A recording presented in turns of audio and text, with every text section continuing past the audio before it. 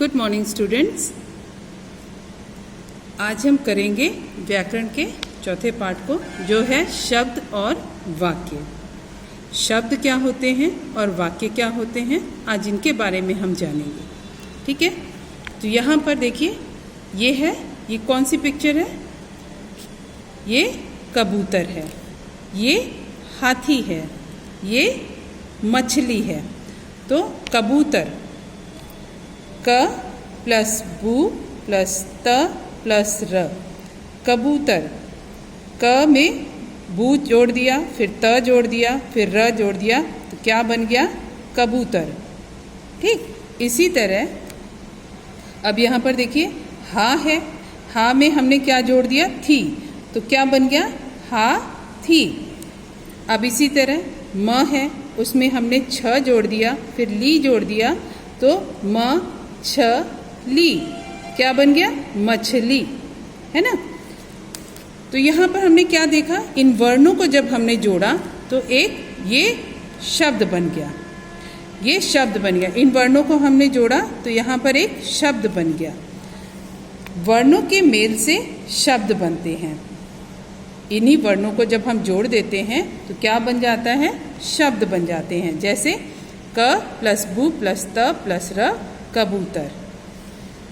हर शब्द का कोई ना कोई अर्थ होता है। अब ये शब्द बन गया कबूतर।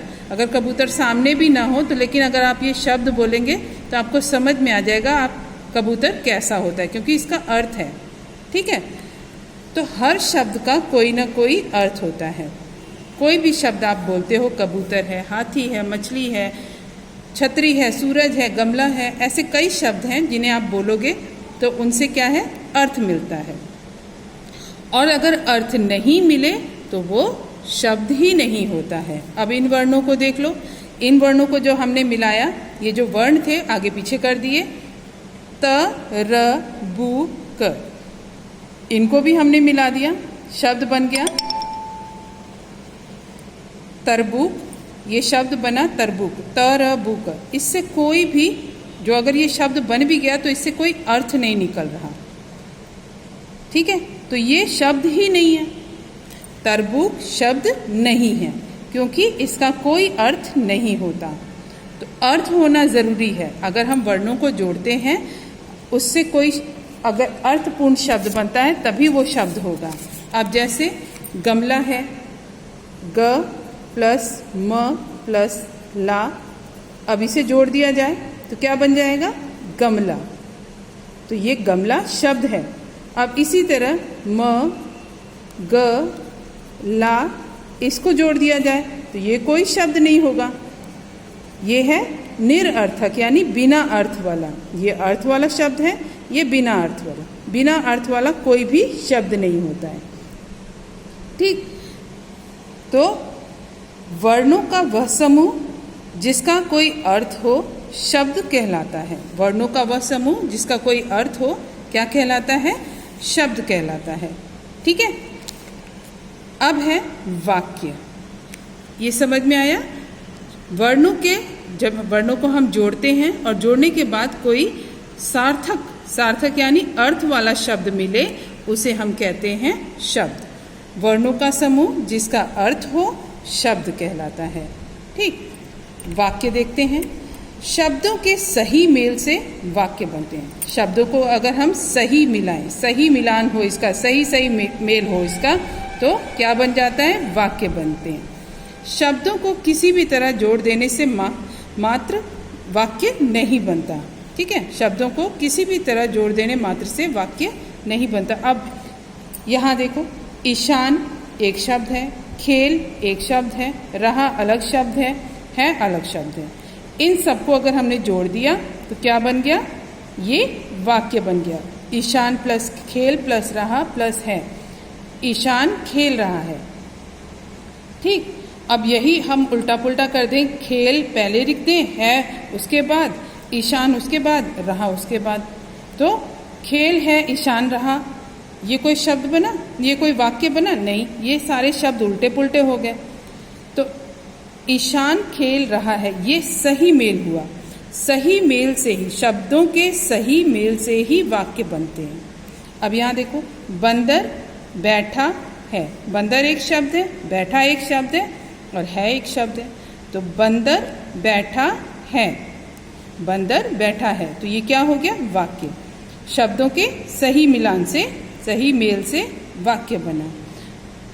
अब यहाँ पर कुत्ता दौड़ रहा है, कुत्ता अलग शब्द है, दौड़ अलग शब्द है, रहा अलग शब्द है और है अलग शब्द है।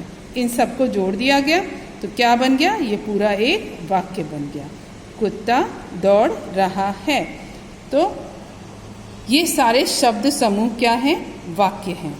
इन सारे शब्दों का समूह जिसका अर्थ निकल रहा है उसको हम क्या कहते हैं? वाक्य। शब्दों का वह समूह जिसका कोई अर्थ निकले वो वाक्य कहलाता है। आगे देखो, यहाँ पर यदि इन्हीं शब्दों का क्रम बदल दिया जाए तो पढ़ने पर कुछ समझ में नहीं आएगा। इन शब्दों का अगर हम क्रम बदल देते हैं, जो हम यहाँ पर पढ़ रहे थे ना शब्द, ईशान प्लस खेल प्लस रहा है, ठीक है, इसका हमने यहाँ पर बदल दिया क्रम, सीक्वेंस बदल दिया। खेल है, ईशान रहा है, भौंक कुत्ता है, बैठा बंदर। तो यदि इन शब्दों का क्रम बदल दिया जाए, इनका क्रम बदल दिया तो क्या है? कुछ समझ नहीं आएगा, कुछ भी समझ में नहीं आता। रहा है, भौंक कुत्ता, ये कोई वाक्य बना? नहीं, ठीक है।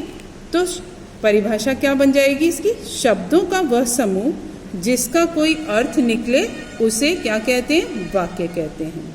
शब्दों का वह समूह जिसका कोई अर्थ निकले उसे वाक्य कहते हैं। ठीक है, समझ में आया ना? तो जानने की बारी देखो इसमें क्या है।